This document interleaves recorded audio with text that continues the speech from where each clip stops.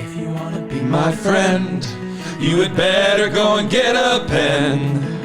And maybe we can keep in touch. Like when? Like it was in the old days. It wasn't so long ago.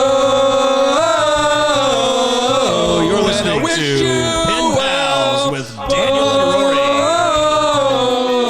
Rory. Sign your pen pals. And those are the sweet, sweet vocal cords. Dulcet tones. Patrick Keenan from the Winter Sound. Which is how you have to say it legally. Patrick Keenan. Could you imagine buying a car from that guy? You want a car? You're going to need to get the brakes fixed.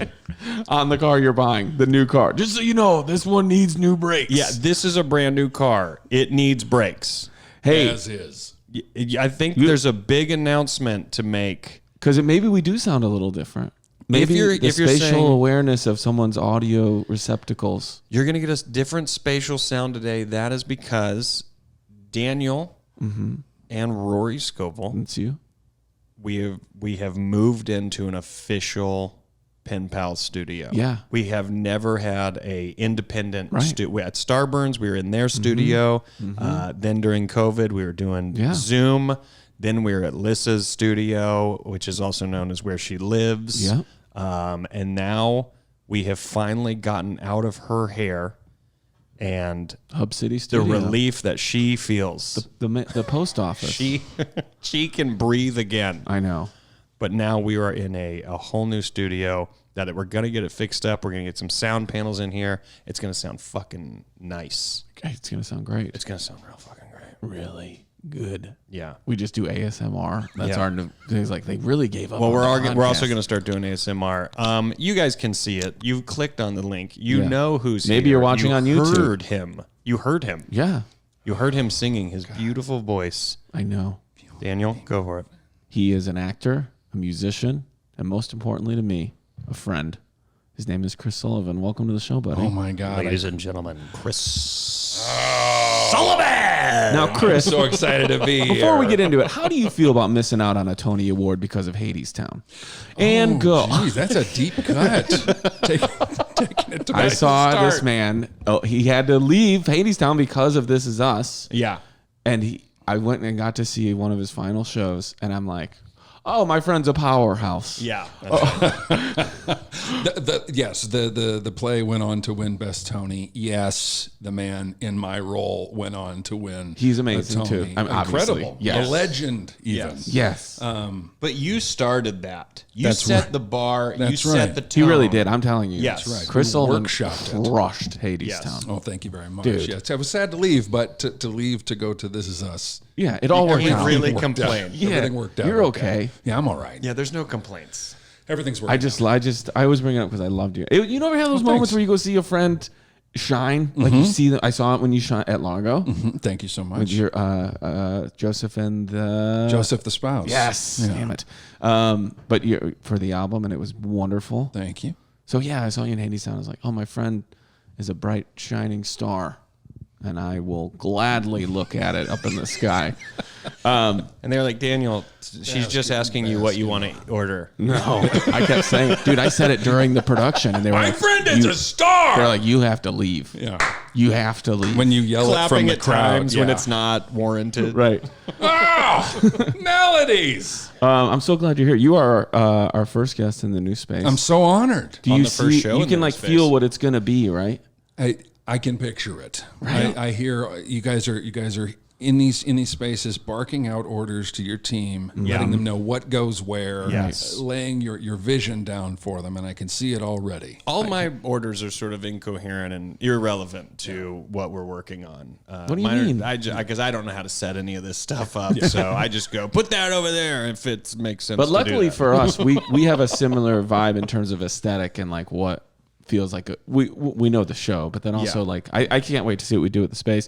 You will be able to watch it grow if you want, like literally, because Yes. full episodes now drop every Friday.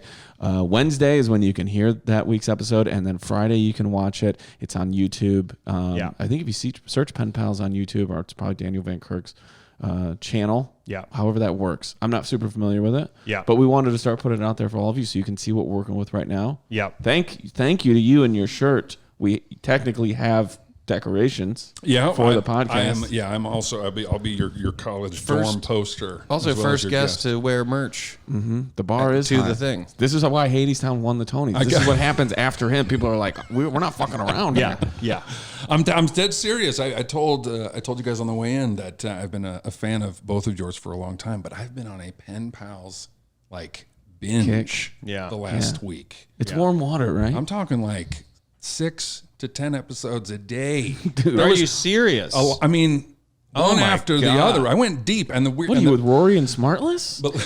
I do go pretty far. I didn't. It didn't occur to me early enough to go back to the beginning and work my way up. So I hear the established in jokes, and then their incarnations slowly reveal themselves. Gotcha. As I go back. Can I ask you, and then we'll go where we go. Very Memento. I like that. I like that too. Any moments or highlights jump out to you that you're like, these two cackling idiots? Are there any letters that you've especially... I always ask this because people ask me, and then I'm like, oh no, I'd rather ask somebody who's... we forget everything we say. The weird part is that I've walked slowly, episode by episode, back through the pandemic with you, and through the election with you. Yeah. So parts of it were very depressing. A lot of passion. Poor Rory. At certain points, it's just like, no way around it. There's no way around it. And Dan was like, I got you, buddy. And every time it got to Dan, he was like, we'll be right back. You're listening to Pen Pals with Daniel and Rory. We're brought to you by BetterHelp. We are. I know. We are. Do you think I don't know? You know. I know you know. All right, you want to go? Do we feel it? I feel it. In the new space? Yeah. All three of us together? Can I try something? I would love that. To make a marriage of the old and the new in the new space. Sure. Can I just try something? You can try anything you want. Anything you want. You ready? I'm 100% ready. Close your eyes. Make a wish. Count to 3 and... Let's go to the letters. I don't know if we're going to get sued or not for it, but I love it. I hope we do get sued. Any press. I know you didn't. That was a quotation. Any press is good press. Right. Sue us. Come after us. No, we don't want that. We are an edgy podcast. Should we do one clean? No. Okay, good. No, that was clean. Are you kidding me? Okay, good. Daniel, reach up there on the stack of letters and try to grab that top one. Or do something we never do. Grab from the bottom and see if they all fall. Okay, here we go. Ready? Yeah. Got it. All right, here we go. Ready? Dan and Rory, I just wanted to tell you guys that my favorite team of all time, the Detroit Red Wings, I can do this, the Detroit Red Wings, is competitive again. For years, they were a punching bag for other teams, but it appears that we have turned the corner thanks to good leadership and the tactics of general manager Steve Yzerman. I grew up watching this team with my family. We were intense about it too. The memories of us cheering together are something I hold very close to my heart. After a playoff win, my dad would take a fucking gong out onto the front porch and wail on it. God. It didn't matter how late it was. I don't even know where he got the thing. He just had it and decided this is how we're going to use it. Ha, ha, ha. That's how you're supposed to live your life. Of course. With the Wings being pretty good again, I feel like a bit of my youth has rejoined me in adulthood. I'm finding myself excited and energetic again. I know it's silly to say a sports team has this much hold over my emotions. There's more to the story than this. I won't get into specifics, but after leaving a toxic 2-year relationship, feelings of heartbreak and depression have swallowed my mind. This went on for months. Finally, the NHL season started, and seeing my team win again feels like some form of unspecific God saying, chill, dude. Things have been fucking tough. Here's something good. It's weird and kind of cool to have this team be a metaphor for my own self-rebuild. It's a good reminder that things can get gnarly, but you can turn things around with patience and work. That's it. I don't know if this gives you guys anything to talk about. You guys are creative, though, so I'm sure you'll figure it out. I love you both. Jordan, please do a live show in Detroit. I'll be there for sure, probably in a Red Wings jersey. Okay, Jordan, this is why this resonated with me, and I've talked about this for years. Sports and watching sports and fandom. Yes. And I'm going to talk about it in the good sense, right? We can highlight some of the negative if we need to, or we feel so compelled, or you guys do. Sure. But in the positive sense, it is less about the plays on the field and the outcome of the game, and more about the relationship to the people you experience those things with. Yeah. For some people, whether it's their mom, their grandma, or their dad, that is one of the rare times they see that person express pure joy. Yeah. And so if you're a child and you realize that the stove is never too hot, the water's always warm, it always feels good here when you go to a sports thing, and that makes that person that you love so happy. Yeah. You are, it's almost, is it correct to say like a Pavlov's dog thing? Like it's a ritual. It's the ritual. But the team is a conduit to a happy memory with someone you love. Nostalgia. Yes. Yeah. And I have some of these. I mean, when I got to go to Game 6 of the Chicago Cubs 2016 World Series with my Uncle Ken. Yep. It's obviously amazing that they won. And the fashion in which they won, it was a blowout, was so much fun. Yeah. But way more than that was my Uncle Ken wearing his deceased brother's hat. Oh, my God. Cubs hat. Yeah. And when we got in the car, my Uncle Ken was like, well, his name was Dan. Yeah. Dan doesn't get to go, but his hat does. And then we didn't know where our seats were going to be. Yeah. And thanks to some nice people at MLB, we were Dugout. two rows behind home plate. Holy cow. So after How did that happen? I don't know. So right after the game, Daniel, you stole tickets to a game. I didn't steal them. I said, if you're not going to use them because you're knocked out. Because you're at gunpoint. So Can you hear me? So after the game, we went, we went a row up and went to the dugout, walked over to the dugout because we're behind home plate in the same row as Eddie Vedder and Bill Murray. And we walk over there and he puts his brother's hat on the Cubs dugout where the logo is. Yeah. And takes a photo with it. Yeah. And then a friend of mine, Matt Spiegel, one of the best guys, he's a radio dude from 670 The Score in Chicago, one of the two big sports stations there. He texts me and goes, hey, meet me over at this bar. So we walk over to this bar. And then he goes, we're going to go to a second bar. And I made a joke of like, you never go to a second location, Matt. And he was like, no, you want to go. Honestly, you guys really should have been watching the game, I think. But it's over at this point, you silly goose. No, I do want to go. We never made it into the game. 20 minutes later, we're in a hotel bar drinking with the entire Cubs front office, celebrating a Game 6 victory. Yeah. And my uncle looks at me and he goes, how the hell did this happen? And I go, because I do comedy. Because that's how Matt and I got to know each other. That's how you and I know each other. That's how you and I. It happened because of me. Right. Yeah. But I was like, I don't know. And everything I've just listed is way more valuable to me than them actually winning. Right. Did some of it happen because they won? Sure. Great. Thank you for facilitating that for me and my uncle. Yeah. But as you guys can see, as close friends of mine, I can get emotional now talking about it because you're tying relationship, moments, memory, love, happiness, sometimes even heartbreak, not with any of the vitriol or the negativity of it, but it can be sadness too. You're tying that to another person. Absolutely. And so when something like that comes back again, like a team gets fun and competitive, you can say, oh, it's because they're good. No, buddy. Yeah. It's because it's reviving a thing that has brought you relationship joy. As you talk about in this letter with your dad. I think it's being at these games. Did you grow up with like a team? Are you diehard any sport or team? Kings, baby. I'm frequently mistaken for someone who understands sports because of my size and my furry face. But I did grow up with the Sacramento Kings. Your Wayman Tisdales. Your Lionel Simmons. See? He knows.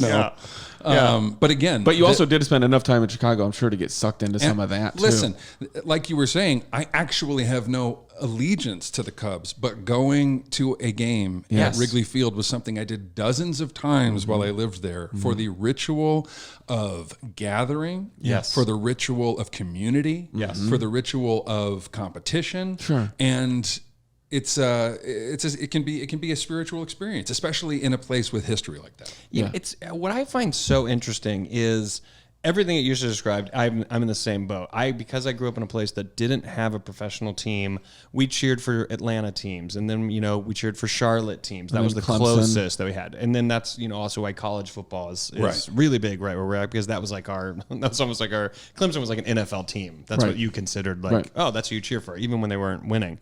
But I think it's that gathering of everybody getting together, and what I think is so interesting about it, the personality types and the depth to which they go at these things, where I show up and I go, well, I don't really care who wins, but if we're at Daniel's house and he's like, well, everyone's here cheering for the Bears, I go, well, then great, I can easily adapt and really care about the Bears for the next 2 or 3 hours. If was it the Masters when Tiger did that chip shot where the Nike sign holds on the edge of the lip and then falls in, right? Yeah. If that happens now, and you're watching it with Elliot, yes, I'm telling you, my own personal opinion, obviously. Yeah. She remembers that the rest of her life because of how her dad's going to react. Yes. Being like, did you see that shot? And then you'll be like, that is mind-blowing. Elliot, we're going to watch this event. Here's why it should have stopped right there. Like, you'll break that down with her. Yeah. And that's the same, whether it doesn't even have to be a team thing. It's right. And that's why it doesn't even have to be sports, because it's passion about something that you love. Someone transmitting their passion for anything. It can be anything. Yes. But like for golf, my grandmother taught myself and my dad and my brother how to play golf. Yeah. And she was this scratch golfer, like 2 holes in one God, in her lifetime. I love that. Like she was this, like 100 yards straight down the middle every time. Yeah. Nothing fancy every time. And she was on her deathbed, and we were watching Phil Mickelson walk down the 18th fairway. Yeah. To win the Masters for the first time. After so many close calls. Her final audible words are, "Come on, Phil." See? Oh my God. Until she can't speak anymore and passes away later that day after watching him win. Yeah. I don't have a connection with golf, but there's a connection through her spirit. Right. Well, so let's say that you're ever having a rough time or a bad day or a shitty week, right? And you happen to be flipping around, and maybe it's the Masters or the U.S. Open or something, and Phil's walking down 18 to win a big tournament. That's going to reconnect you. And if he wins it, your day is better. I've just said the words, "Come on, Phil," right. out loud to myself before. Yeah. It's not even... Chris Sullivan, you're a gorgeous man. To me, it's not even this... that attachment that it gives you, that warmth that it gives you, is not even so much the idea of sports. It's this Anthony Bourdain quote that I just read the other day, and who knows, maybe it's circulated and everyone knows it, but it was when someone cooks for you, it isn't that they're just making food for you. It is a full expression of who they are, what they think, what they like, what they want to share with you. And it's more of an expression of this person. What they wish for you. Yes. And so in that moment, despite the fact that maybe your grandmother's not sitting there going, well, I'm going to say this because I'm with the family, but her saying, "Come on, Phil," is you going, well, that's who you are. So as opposed to, going your life going, well, who was somebody? You go, well, I know who she was. She taught me how to play a game that she really loved. And if she didn't love me, she wouldn't have done that. You know what I mean? It's like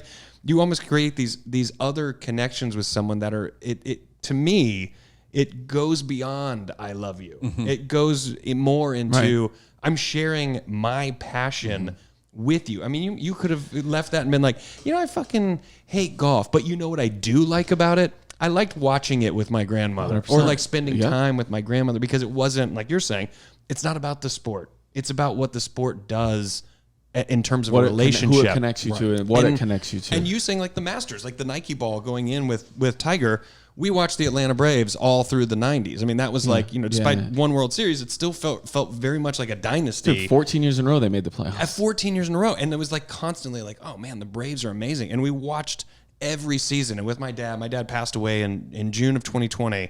And I can go back into my brain instantly and see Sid Bream slide into home plate to beat the Pirates. But when we were at the LAFC game 2 weeks ago or whatever it was Game 6 of the World Series in Houston. And Daniel says the Braves are up 6-1 or something. I don't remember what it was. Right. And I was like, oh my God, what inning is it? Like, I couldn't believe it. I thought it was going to be close. And I look at the TV and I see it's like, 1 inning left or 3 outs left for bottom of the ninth. Yeah. And I just go over to the bar to watch those final 3 outs. And I have to say, going back what you were saying about the Cubs and what it is, it took every like fiber in my body as soon as I got that third out to not just crumble to the ground and go, I remember this. I'm getting all of those like feelings, but being like, all right, we're at the game. I can deal with this at another time emotionally. But it really was like, I don't really care about baseball. Right. I don't watch baseball. But it's like, well, the Braves are in the World Series. I go, well, that takes me back to a time in my life when I had my siblings around and my dad, and we had the volume way higher than it was supposed to, and probably blew out the speaker that's in the TV just to make the atmosphere like more fun. And you connect with something in a different way. There's a part of me going, well, they haven't won the World Series for 24 years or whatever the fuck it is. Yeah. It's sitting here going, they won again. Right. Like you feel it. You know? Right. Yeah. There was a thing also like when the Cubs, that I feel like perfectly encapsulates all this. When the Cubs were in Game 7 of the 2016 World Series, there was a lot of men and women, I remember calling into radio stations, who said they just took a radio and went to like a parent's grave and listened to the game. Now, they obviously could watch it in fucking 4K or high def. Yeah. Maybe some of them had the money to go to a game and actually be there. Yeah. But the connection to the person is actually more important than seeing the game. Yeah. Because it doesn't matter. And I think we had somebody whose mom took them we had a letter a long time ago. Somebody's mom took them to a concert, and that was like the last thing they got to do with their mom. It was like a crazy thing. And I bet that's true of that too. Like there might be somebody who's like, I'm not much of a Neil Young fan, but every time, like if I go to a concert, it just reconnects me to my aunt or my grandma or my mom, and that they always played that on vacation trips. You know what I mean? It doesn't have to be sports. There was something in the theater world that changed the way I kind of approach things, because in theater or in the Broadway world, we will do the same show for 14 months. Right. Yeah. Right. Which blows my mind. 6 days by a the week. way. We can. I could talk about that. How for long hours. did you defend the caveman? Like how many shows do you think you did? 1,500. That is insane to me. I can't remember my act show to show. Yeah. But the thing is, one night we were late and we were deep in a run, and one of the elder statesmen in the chorus was like, "Never forget that this performance, it could be the first show someone is ever seeing. Yeah. And it could be the last show that someone is ever seeing." Oh, that's both equally powerful. And no joke, we had people pass away in the lobby. Literally get up, clap, walk out, and die in the lobby. What show was this? It was called Nice Work If You Can Get It. It was for an older crowd. It was very racy, X-rated. It wasn't a young. It was an Amsterdam. It was an Amsterdam live sex show. The show's called "So You're in Hospice." We would get a lot of people on their last leg. And when he gave that speech, we were like, yeah, we know. We did the show at hospitals. Quit being a downer. Needless to say, hopefully that person enjoyed the show. Right. Yes. And the same goes for that baseball game. Right. That game was somebody's very first game. That game was a memory maker. And that game was somebody's last game. You guys, I'll tell you one more quick story. I love that. That's so poetic. 2006? Sure. 2006 football season, I think it would be the 2007 Super Bowl. Mm-hmm. So there's a bar in Chicago, no longer there, called Chi-Town Tap on Lincoln, just north of Wrightwood in Lakeview, Lincoln Park area. Familiar. And goddamn Google Maps over here. They do a thing. They're like, hey, it's $50, all you can drink. Buffet starts at 3. The game's at 7. Right. Recipe for a Chicago nightmare and dream. Yeah. So also the buffet is only Captain's wafers and mixed nuts, a jar of Planters. Yeah. So my cousin Kenny and I get tickets to this. $50, and your seat at the bar, you pick that's your seat. Oh, that's yours. Right? Now they did some standing room, but that is your seat. You never have to worry about. And so we get these great seats right at the bar, $50. We get there like around 2:30, 3 o'clock. Yeah. By the time the game rolls around, I am hammered. Of course, hammered, right? And for those of you who may remember the game or remember that time, there was a player for the Bears named Devin Hester who holds records for the most kick returns, punts. He ran a field goal back once, 107 yards. Also, this is 26 years old, meaning you're still not in a educated place of pace of drinking. No, and I'm in Chicago, and it's free. So I'm literally not in an educated place of drinking. It feels free every time you're getting a drink. Yes. Yeah. So the whole thing was Devin Hester, greatest kick return ever. Are the Indianapolis Colts going to kick the ball to start the game to Devin Hester? Because what a lot of teams would do is kick it out of the end zone or even let it go out of bounds at like the 30. Who cares? It's better than this guy. Yeah. So the game starts, right? And it's in Miami, and it's raining. And little do any of us know that we're only 2 hours away from the greatest halftime performance of all time, Prince, right? That's right. Yeah. And I remember everybody being like, you think they'll kick it? No, Tony Dungy, he's the coach of the Colts. He doesn't care. Game starts. They kick the ball up through the air, lands at maybe the 1 yard line. A little hazy, if you'll forgive me. He catches the ball. He runs it all the way back for a touchdown to start out the Super Bowl. Yeah. When I tell you that I lost my mind, scratch that. When I tell you that everyone in Chicago, and specifically that bar, I look at Kenny, my cousin, we're hammered. We are you can't believe they kicked, and he did it. Yeah. He did it. Forget the fact that later on they lose. I don't remember that part. Yeah. But everyone around me just started singing the Full House theme song. No idea why. Who started? We're jumping up. What do you mean, no idea? What do you mean, no idea All why? at the same time. Yes. No It felt idea like why. we were in a musical. Everyone just knew the cue. $50 all you can drink. That's why. That's why. The disabilities, the milkman, the paper. Now we're gonna get sued. Everybody was singing this. I couldn't believe it.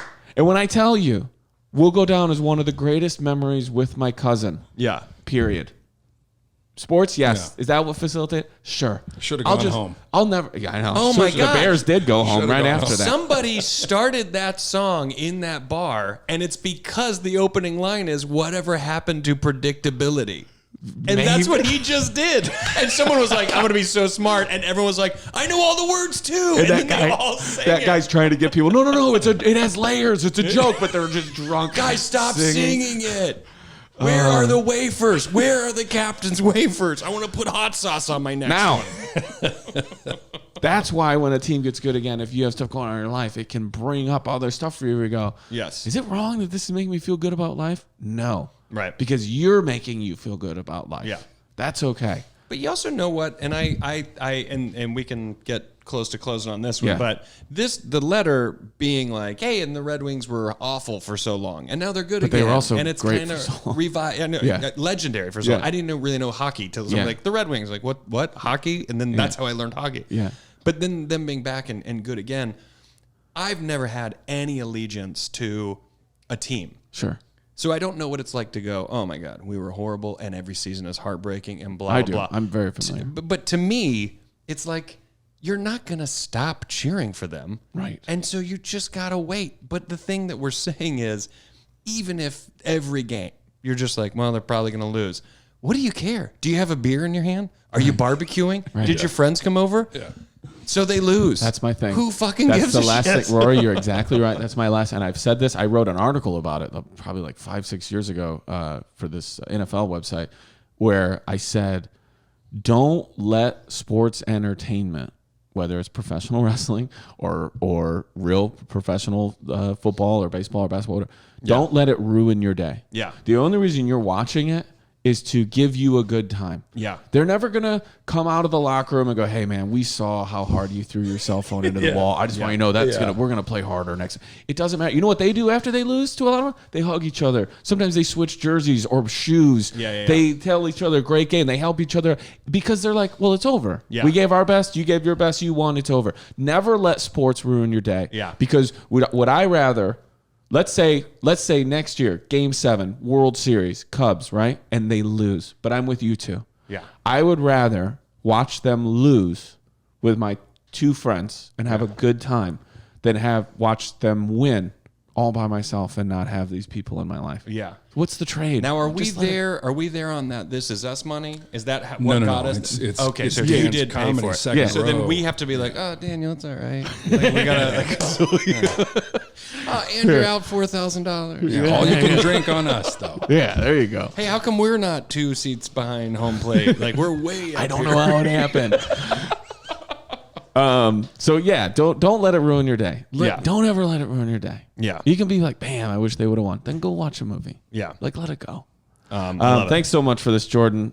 We wish you well. Sincerely, your pen pals, Daniel Van Kirk, Rory Scovel, and Chris Sullivan.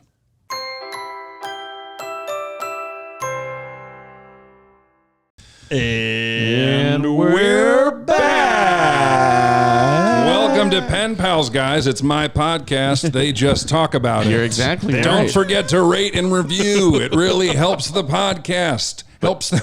It does. Helps them move up the charts. That's how you know a guest is a real listener. They know all the announcements. Like, guys, I've heard it. Rate, review, subscribe. You're cackling idiots. We get it. Our guest today is Chris Sullivan from the hit TV show This Is Us on NBC. Yes. Keep going. When does the final season premiering January 4th? Awesome. Do you Folks. know, can we say that you directed an episode? Yeah. Which one? Episode 5. Somewhere Because you did just say it. I did. You go, can we say that you But directed then I'd edit that out. You say silly it. goose. You say it, but bleep it out. Don't cut it out. Bleep it Bleep out. it. Can we say that you beeped an episode? And I will just say yes, I did. Yeah. Can we Yes, say that I you did. beeped an episode? I Yep, did. I did. I'm like, oh, I got to watch. Maybe we should bleep. Maybe you're right. Oh, bleep Bleep it gets out. you. Yeah. Because then they try to figure it out. Just bleep. So what did Before- you say? January 7th? January 4th. God damn it! I'm sorry. Now people are missing it. Pay attention. You're losing that 3-day drop. January 4th. We need our +3s to be high. That's right. January 4th. Episode you guys 5, check that directed out. by Chris Sullivan. That's going to be the final season of This Is Us. Joseph the Spouse people can still get. Yeah, Of course. Anywhere you buy music. Awesome. Spotify. Do you you- guys streaming out there on the streamers? Streaming Now, hard. look, you have 18 episodes of this run. Yeah, to And wrap then- it up. And then you get to, like, what am I doing Yeah. with all this time? Yeah. Do you see a world in which you go on tour, do some music shows? Absolutely. As soon as You should, man. Are you the going to try world- to get back to the stage? Not music. Are you going to try to get Yes. back for plays and stuff back in Broadway? Yeah. In fact, I've already reached back out to Hadestown and said, because they're still running, if they're still running, and the gentle sir in my role needs Yeah. a break, wants to go on vacation, Yeah. Yes. you can step in for a month. It's such a fun How role. fun. And it would be like the closing of a chapter for me. It would really be the circle tying it up in out. a nice little bow. Hey, you're a pervert person. Guess what Rory and I are? It almost sounded like you said you're a pervert person. You know, you're Did a you hear- pervert, did and you that's why I hear- wanted you here today. You're a pervert person. This next letter. Have you guys ever met a pervert? Hi. No. I'm a pervert person. You're a pervert person for this. You said, Sally, you did it again. I'm going to need you to hit the end of that word. Maybe I did. pervert person. It's very mysterious right in the middle. You're a pervert person. You guys, I'm getting pervert. you never did it? Yeah. Dude, it's a power move. I learned it. person. You mumble certain words in a sentence, and then people lean in. Yes. Yeah. Rory and I are working on doing a stage reading of True West. Yes, no, I know. You do know? Well, We've talked like about I it. said, I've been Not with listening. him. No, on on the show. the podcast. A lot you've talked about. Okay. Yeah. And it still hasn't happened. Well, but if you know anything about us, I in could- 2025, we're going to get that show on the road. I can direct this stage reading. There you are. And there it is. And that's how business happens. Book in hand. Yeah. We'll do it for charity, yeah? This Of is course. networking. This is Until- networking. Unless we think there's real money in it. Then What, we 10, like I said, Then we 10% keep of it goes to charity. yeah, that's right. You could direct it. I have done more staged readings than anything else in my life. Really? Let's Yes. put it this way. We know so little that even if you didn't know how to direct it, we wouldn't know. We would just be doing it like, I don't know, Rory. Chris said do this. So I'm Rory, just doing it. I'm counting on it. Also, what's the other guy? You could read the guy. I'll be the other guy. What's his name? I'll be both Other of your guy. understudies. Other guy. And third guy. Because remember how people used to be like, yeah, you don't know, it could be John C. Reilly or Philip Seymour if they switch. With us, it could be like, Chris Sullivan might just be one of the roles, and one of them will be Solo. out. Chris is going solo tonight. He's doing all three. When I went, Chris Sullivan was the mom. Yeah. Okay. Also, any listeners, before we get to other plugs, if you want to write us a letter and you want it to be snail mail, we always enjoy that and we love it and we read those on the show. Get on your mic. Get on your mic. Care of the Pen Pals podcast. That address is going to be 5419 Hollywood Boulevard, Suite C, number 121, Los Angeles, California, 90027. Send us those letters. I love them. If you want to email, the penpalspod@gmail.com. And if you're a new listener, It's tough for a very long letter to get on the show. Yeah. Keep in mind, we got to read it, and then we want to talk about it. So, if it's super short, that's great. If it's medium, that's also great. But if you start drifting into a long read, it's tough for it to get on the show. So just putting it out there, we're drawn to a certain length. Yeah. And I imagine if you're listening to this right when it drops, you have time to get tickets. That didn't sound right. Yeah, I mean, it sounded I'm letting perfect. it go. It sounded perfect. It sounded perfect. I imagine you have time to get you have time to get tickets to Rory, Scovel, and Friends, of which I should be one of them. That's right. And that is December 18th. Has that Largo. been confirmed yet? Have you asked him yet? We'll Yes, see. he has We'll asked. see how I have a this show shooting goes. schedule that might screw it up, great. but I'm hoping it doesn't. And then for me, everything's at danielvankirk.com. And like I already said, if you are enjoying listening to this and want to watch it on YouTube, episodes drop. So subscribe to danielvankirk.com on YouTube, and you'll be able to watch Rory and I guess like Chris Sullivan. Yeah. Okay. Here we go. Go, Rory. This letter is, the subject line is, "Hey guys, Yeah. Perfect. I've been a fan of Rory for years. Can I just say this is the perfect start to a letter? Is it? It wasn't even hello Dan and Rory, it wasn't hello Rory and Dan. Sure. It's I have been a fan of Rory for years, and I have been a fan of Dan. How fast? Quickly? Quickly. Good. This person's eating you up. Thank you. My partner and I got into a little discussion recently about movies where people speak English in settings where English didn't exist. She told me there's a term, translation convention, a device by which characters in a movie speak not their native language, but the language of the audience, which is pretended to be their native language. It is used a lot in historical movies. She was baffled when I told her I didn't think of movies like that. When a character is speaking English in ancient history or on another planet, I just assumed the filmmakers were lazy and or not interested in authenticity. I just thought all of a sudden I speak Japanese. Yeah. Tom Cruise switches over. Of The course. Last Samurai, I think I speak Japanese. I think I know it. I might watch it anyway, but I don't assume that what I'm hearing is not what's being spoken. What is your opinion on this? P.S. Attached is a drawing I made of Conan O'Brien, since you are a part of Team Coco. I've tweeted it to him thinking I might get a response, and that is very wishful thinking. But I don't think he is really on Twitter. I think he has someone who tweets for him. Hopefully you'll enjoy it. Sincerely, James Williams. And James is an artist here. He says jamesmichaelwilliams.net. He's an artist. If you want to go check out his stuff, go to that website. And maybe you like something. Maybe you hire him. Maybe you buy something. But yeah, check him out. Okay. First things first, are we looking at this picture of Conan O'Brien? I don't know. I can't get it to load. Okay. Mine is slowly loading, but we can... Maybe that's why. I am to slowly respond. loading. Another day. What's that song? I am barely breathing. Who is that? I am barely breathing. Eagle-eyed cherry? Yes. No, it's not. No, it's not. Buck Cherry. No, Buck no, Cherry. it's not. Cherry Eye Blind. And I can't find me. Don't know where I'm going. Imagining you there. Who is it? Duncan Sheik. Duncan Sheik. Cheek. There We're it getting is. sued for that.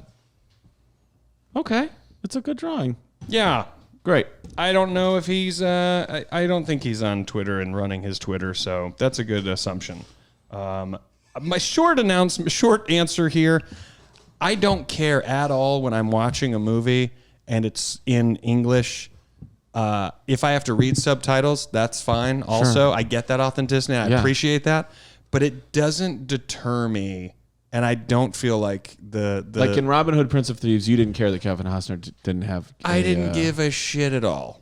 Right. I didn't give a shit. Have you guys watched Squid Game? Yes. Of So course. the big debate around Yes. set was whether to watch it dubbed or to watch it with. No subtitles. Don't watch it dubbed. That's You just lose lazy. way more. That's lazy. You're losing something even in subtitles, Right. but you're losing way more in dubbed. dubbed. Yeah. Yes. That's in what I terms of heard. context. That's what I and- heard. Yes. Yeah. Always read. You know what this made me think of? Have you guys watched Chernobyl? No. No. Have you? Yeah. Too scary. Okay. It is flawless storytelling. It's amazing television. Everyone in that production has an English dialect. Yeah, which was only the British can do this. But they even said, Mazin, Craig Mazin, is that the guy's name who did that? He said that it was a specific choice that they wanted to make because we needed everybody to sound the same, but I didn't want to lose anything in story in terms of people having varying levels of Russian dialects of like degree of proficiency. So he Yeah. said, we'll just make everyone has an English dialect. Even if you don't have an English dialect, you're going to use one for this. Yeah. So that everyone is speaking from the same origin, which obviously they would be if it was Russia. It was an actual production decision. I get that decision, but actors, everyone in that show is an incredible actor. Amazing. And if anyone was going to be able to pull off the Russian accent in one of the greatest, Say it. most notable stories. We don't know. Keep building. One of the best. You're saying Chernobyl. I thought you were alluding to a whole other thing, like one of the most uplifting stories in the history of feel good. I think you're looking for feel good of the USSR. Yeah. The debate is ongoing. Is it a Christmas TV show? I can't believe you two haven't watched it. I haven't seen it. It came out in a time. It came out at a time where I was looking for brighter. Little levity. It is dark. Little levity. It is. Yeah. There's that Skarsgård in it. He crushes. Sarsgaard? Is it Skarsgård? Sarsgaard. Peter Sars. Skarsgård. The Sarsgaard. Sars. He crushes it. I think he might have won the Golden Globe for it. I'm sure he did. The GG. Price, the guy from Mad Men, Richard Price's son, right? Vincent? No, Vincent you Price. Son of a goose. It's perfect. It's phenomenal. But that was the thing when I was watching. I was like, where are all these Russian? Why is somebody? Until I found out. I think it was the podcast, the companion podcast that they did. Yeah. That it was a choice. It doesn't tend to also take me plenty of great Russian actors out there. Yes. No, actually. Zero. Some would say the modern acting itself was invented by the Fair Russians. enough. I agree with who's ever talking. That's right. That's right. Also right. That's right. You're a good improviser. Pervert. So You're a pervert. I can't say it takes me out. It was a big thing with Prince of Thieves that people were so mad that like Alan Rickman's the only person with an English dialect in that movie. I don't even know that I even...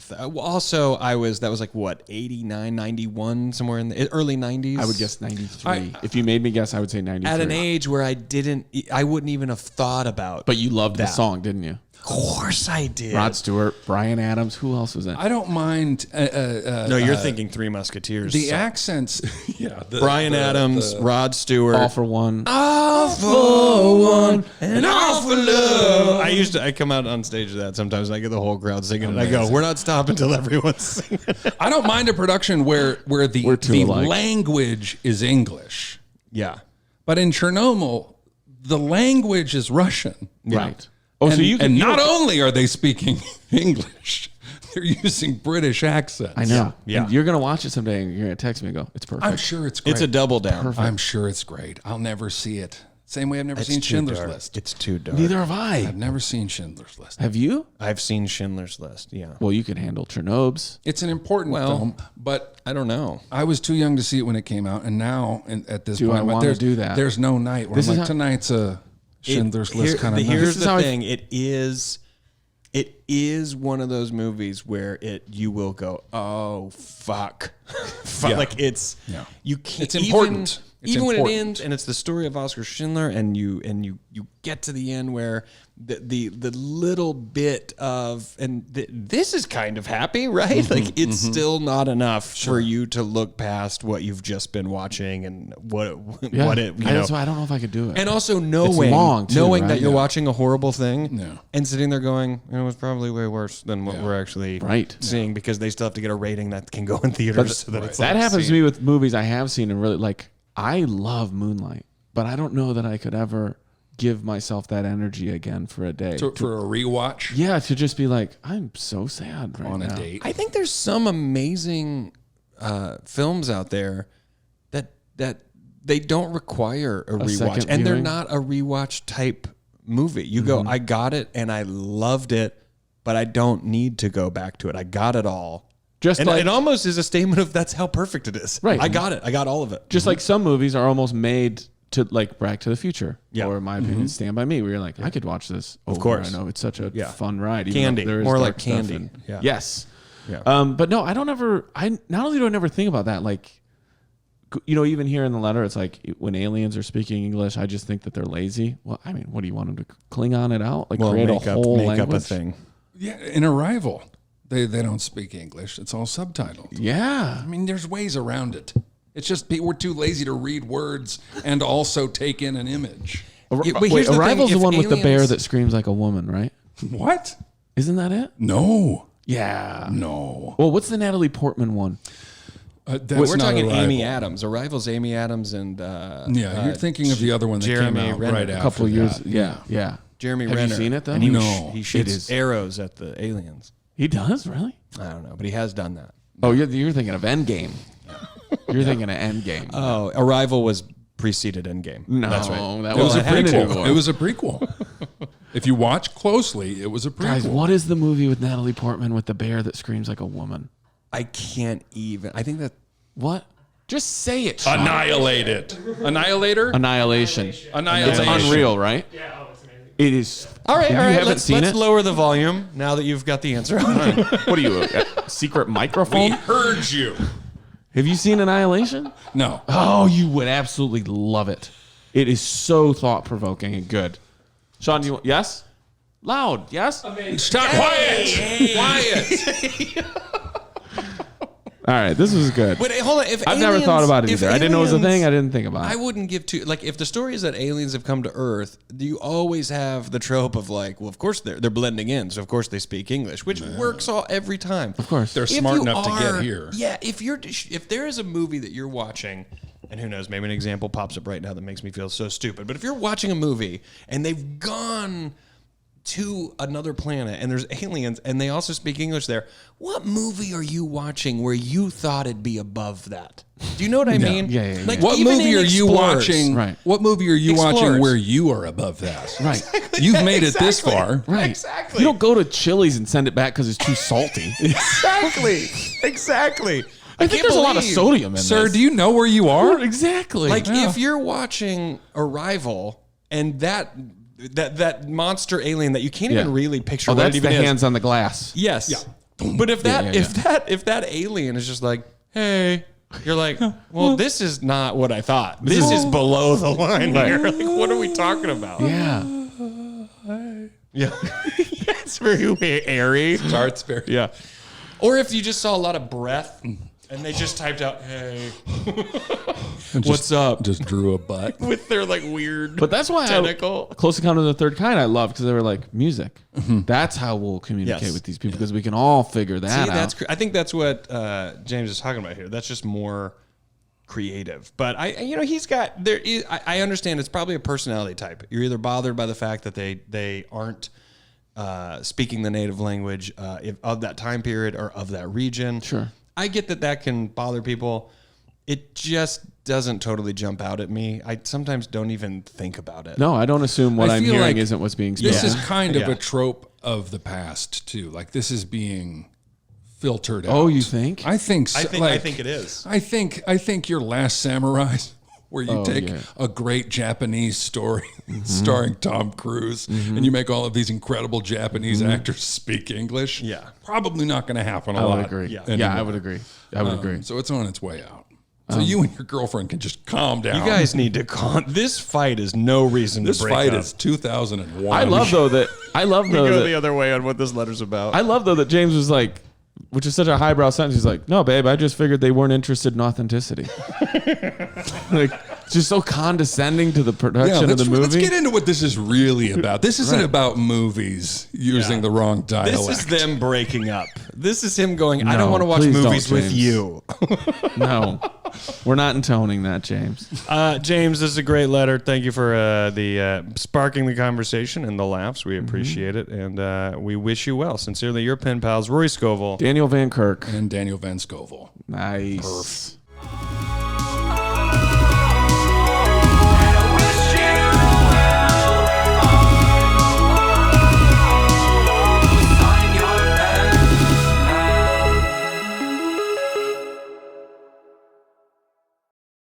Check. Here we go. Micah check. Yes.